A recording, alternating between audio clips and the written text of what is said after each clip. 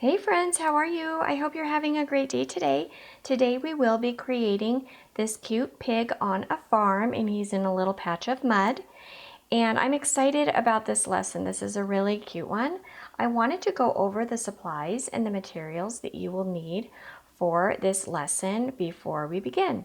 The first thing that you'll need is a piece of paper. I used a nice thick watercolor paper for this piece of paper on this project. If you do not have watercolor paper, that's okay. Just use any thick paper that you have around.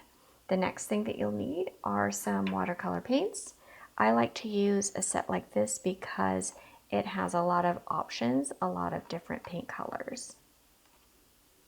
The next thing that you'll need is some clean and clear water and a paintbrush. This paintbrush is pretty large, so you'll need those two things.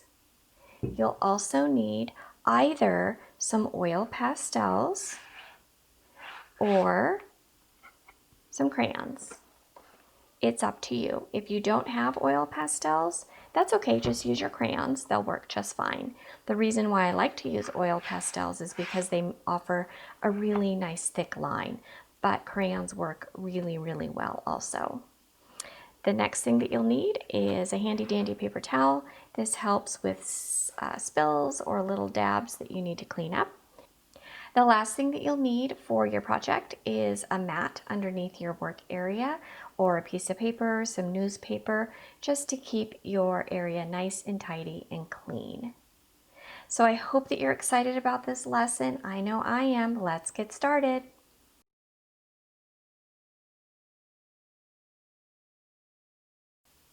Hey friends, so welcome to step number 1 of our painting our cute little pig on a farm. What we're going to do first is we're going to draw our pig, and I'm going to use oil pastels to draw my pig. I'm going to set my supplies off to the side so that I have plenty of room. These are my oil pastels. I'm just going to use the black. That works the best for me because I like to have a really dark and thick line when I am drawing my pig. If you choose something else, if you choose a crayon or a pencil, that's fine, but I like to use a dark oil pastel. So the first thing that we're going to want to do is make a pretty large circle on your piece of paper. And make sure that your circle's a little bit off to the side. You'll want to make sure that it's off to the left side because we're going to put our pig's body over here on the right side. After you have your circle, we're going to make some triangle ears. And if you are using an oil pastel, make sure you press pretty hard, press firmly.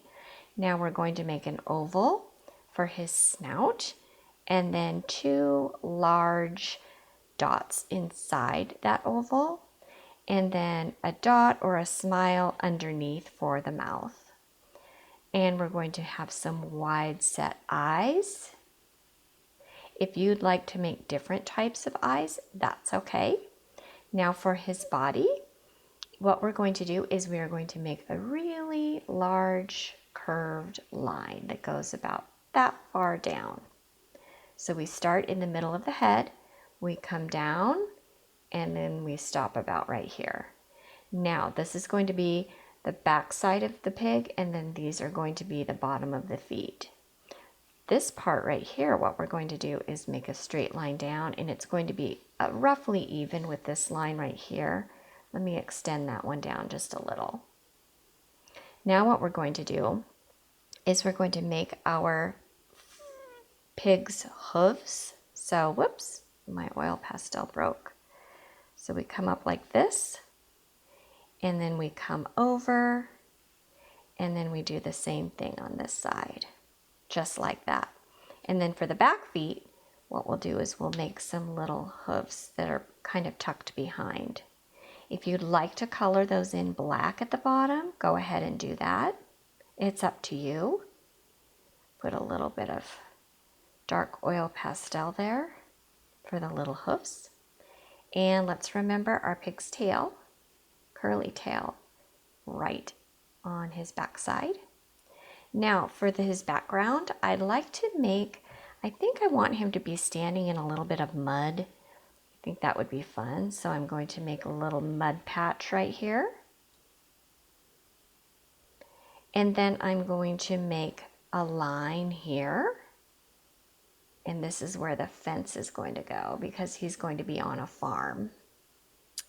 For the fencing, I don't have that much room, but the way that I like to make a fence is like this.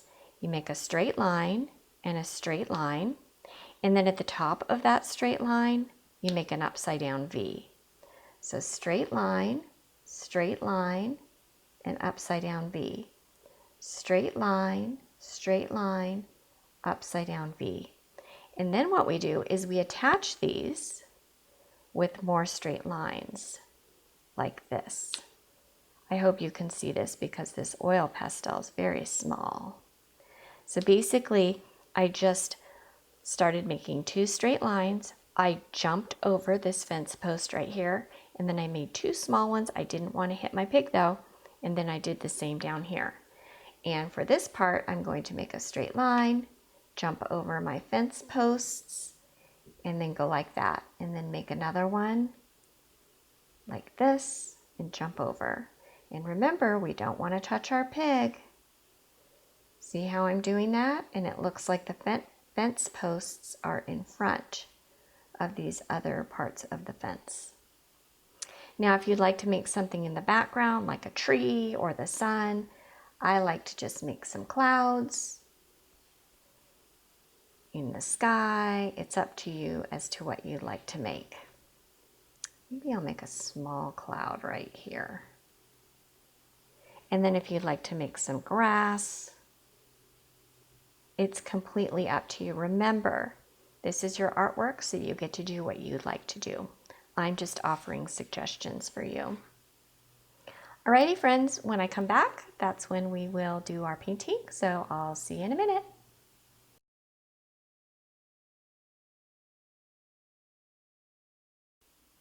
Alrighty, friends, welcome back. So this is the painting portion of our cute pig on a farm watercolor painting. And what we're going to do is I'm going to start out by putting a drop of water in each of the colors that I'm thinking that I'm going to be using on my watercolor palette. So I'm going to be just placing 1 drop of water. And what this does is it prepares your paints, it kind of softens them up, and it gets them ready for you to paint, and it kind of dissolves the paint a little bit. So let me take a look at my painting. I think I'd like to paint my pig pink. I'd like to paint my mud brown. I'd like to paint my grass green. I'm going to leave my fencing white, and then I'm going to paint my sky blue, and I'm going to leave my clouds white. So that's my plan. And sometimes when I'm painting, I just don't even think about the colors that I'm going to use. I just go for it, but sometimes I actually like to try to plan it out. So I'm going to start out with my pink, and I want kind of a lighter pink. So, oh, look at that. That's awesome. Looks exactly like what I was thinking of. So I'm going to use this. And what I'm doing over here, I'm not sure if you can see it in the camera. Excuse me, in the lens.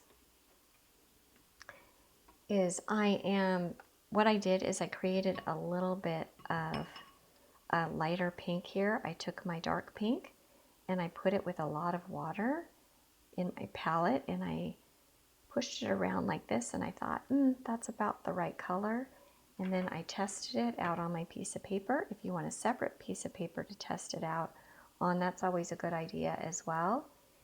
And that's how I sometimes create my colors. There was no color mixing on this one, but I did add a lot more water than I normally do. So I just keep pushing that paint around, and I'm going to speed up this video so that you can either watch me or you can get started on your own project. It's up to you. I'll see you back here in just a minute.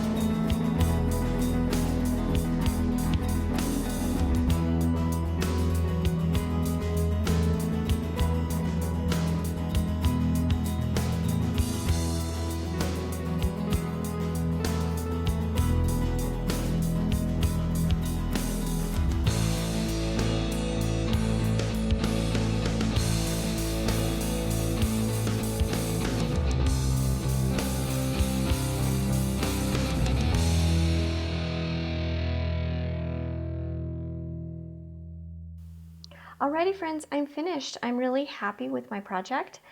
I wanted to mention a couple of things. Remember, when you are using oil pastel, sometimes you might get little bits of oil pastel around on your piece of paper, and we're not going to swipe them off because you could smear the oil pastel around. It's a very soft material. So just wait until your whole entire piece of paper is dry, and then you can just pick them off with your fingers. Another thing is, remind yourself over and over to keep pushing that paint around. You don't want to stay in one spot and go over and over and over that same spot, because eventually the paper will break down and you could create a hole in your paper. So you want to make sure that you push that paint around at all times. I hope that you enjoyed this lesson. I'm so excited to teach it to you, and I'll see you next time.